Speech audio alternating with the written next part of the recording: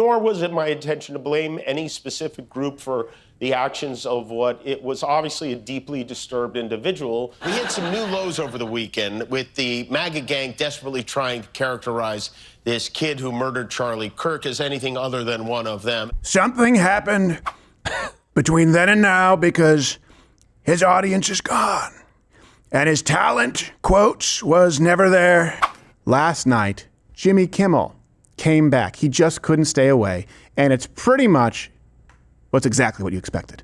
If you're just joining us, we are preempting your regularly scheduled encore episode of Celebrity Family Feud to bring you this special report. I'm happy to be here tonight with you. I'm not sure who had a weirder 48 hours, me or the CEO of Tylenol. You understand that it was never my intention to make light of the murder of a young man. I don't think there's anything funny about it. I posted a message on Instagram on the day he was killed, sending love to his family and asking for compassion, and I meant it, and I still do.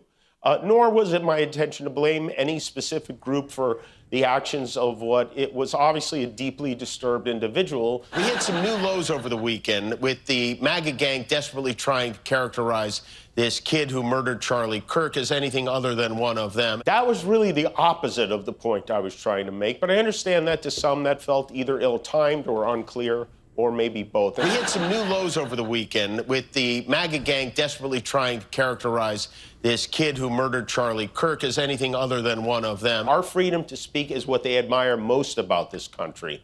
And that's something I'm embarrassed to say I took for granted until they pulled my friend Steven off the air and tried to coerce the affiliates who run our show in the cities that you live in to take my show off the air. That's not legal. That's not American. The President of the United States made it very clear he wants to see me and the hundreds of people who work here fired from our jobs. Our leader celebrates Americans losing their livelihoods because he can't take a joke. On Sunday, Erica Kirk forgave the man who shot her husband. She forgave him. That is an example we should follow. If you believe in the teachings of Jesus as I do, there it was. That's it. It sounds a little like threats and intimidation to me, Chairman. Stop that. It's just me, Jimmy, the chairman of the FCC. This guy's still pretending to be a tough guy? Suggesting that you gently shut the up. Well, I'd like to punch him in the face. Yeah, it's the FCC chairman who obviously was issuing threats, even though you're back right now. And I'll get to the numbers on this, but it talks about these people being employed. Well, do you mean you with your, was it $12, $50 million salary? I sort of, it's hard for me to decipher between the failed late night hosts who are overpaid and hemorrhage money for the network. What about the 60-something local affiliates? In many cases, very red-leaning, who don't want to air this kind of content because they know that it will kill their station. There are people who work there, numbering in the thousands. That's the reason this started. What about people in, let's say, Oklahoma City? They will not tune in to Los Angeles liberal elitism. And so they said, we don't want to run this because we still have to compete with other local channels. I guess we don't care about those jobs because all of them would shutter. They'd be gone. That was the reason for it. They only care about their employees and their fat salaries. President Trump posted this on Truth.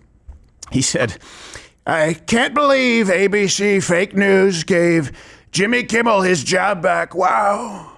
The White House was told by ABC that his show was canceled. That's what we thought. Something happened between then and now because his audience is gone. And his talent, quotes, was never there. It was never there. Why would they want someone back who does so poorly, who's not funny, and who puts the network in jeopardy by playing 99% positive Democrat garbage caps? He is yet another arm of the DNC, and to the best of my knowledge, that would be a major illegal campaign contribution, frankly.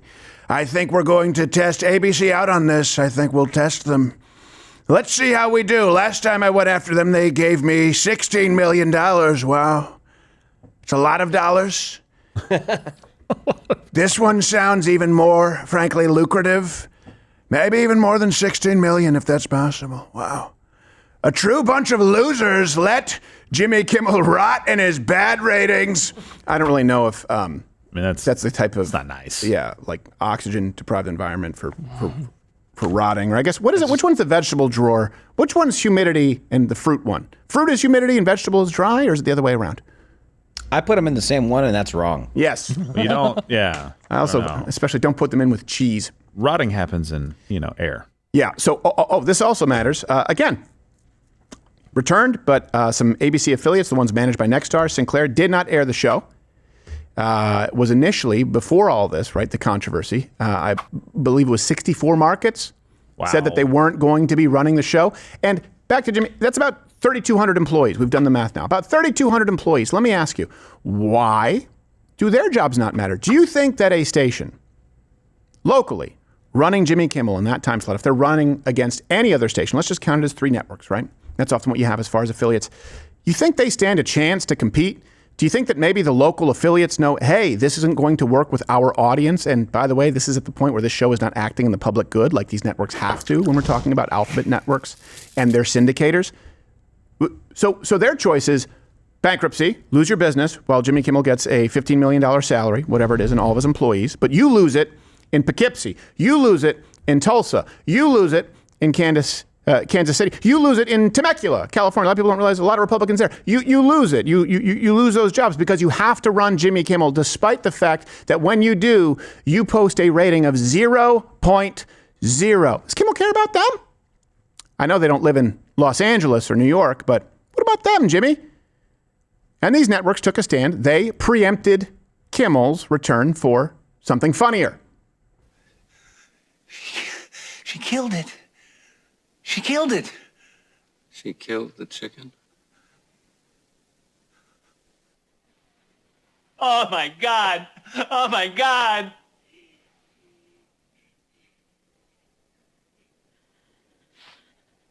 I didn't mean for her to kill it. I just wanted it to be quiet. It was a baby. She smothered her own baby. I mean, it's borderline, but I'd say funnier than Kimmel. It's technically a comedy show. It's getting there. Yeah. Now bring out Klinger. Yeah. I really like the lower third. Yeah, thanks.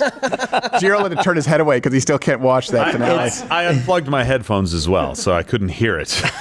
It's one of the funniest my things least ever on television. Ever done. Gerald was so traumatized and run through. He's like, "What was that?" Well, it's because that's Josh the point. goes, It's funnier than Kim. Sometimes you miss Josh, it. So Josh has a history with me on this particular clip. He's like, dude, you got to see this. I'm like, what? This is hilarious. And I had never seen that before ever. And I'm watching it and I'm horrified. Yeah. Because I'm like neck deep in studying like pre-World War II, what's going on and all this stuff and all and I'm just like, I can imagine this. I was like, Josh, why would you show me that? And then I see it this morning. I'm like, Josh, I'm just not going to laugh. I'm not going to pay any attention to your. Well, I showed you because I was pitching a new open for the show. Yeah, no kidding. Where it was a mug that gets broken. Mm-hmm. See, that would be funny. Where it's like a chicken. You killed the chicken? Yeah. Back and it's not a baby, it's a mug. But it's not funny because a baby has been killed. No by one's its saying that's mother. funny. It's funny because Alan Alda's performance pretty bad. Yes. was hilarious. Also, I think we know the root problem of this. I mean, things don't go well when you try to study. That's fair. Gerald, that's really the root cause it of is this. my fault. Remember the Saving Private Ryan coffee commercial where you had the mama and with the I would've IV been fine drip? with that. And then, I'd have been fine with that. people weren't. Oh, speaking of mama, Speaking of mama, the second choice for that clip was "What's Eating Gilbert Grape," Yeah. Oh, where he comes in from his job and he's "Mama, Yeah. wake up, Mama." It's so sad. Yeah. I also that have a scene really, is so sad, not funny at all. I have a laughed really out good. loud. I have a really good funny parody of Basketball Diaries. Oh, really? Yes. I would like to see it. Vagina is exactly what I would say if I wasn't here on YouTube. So go and subscribe on Rumble. Same channel where free speech is actually alive and well. Or you can stay here and the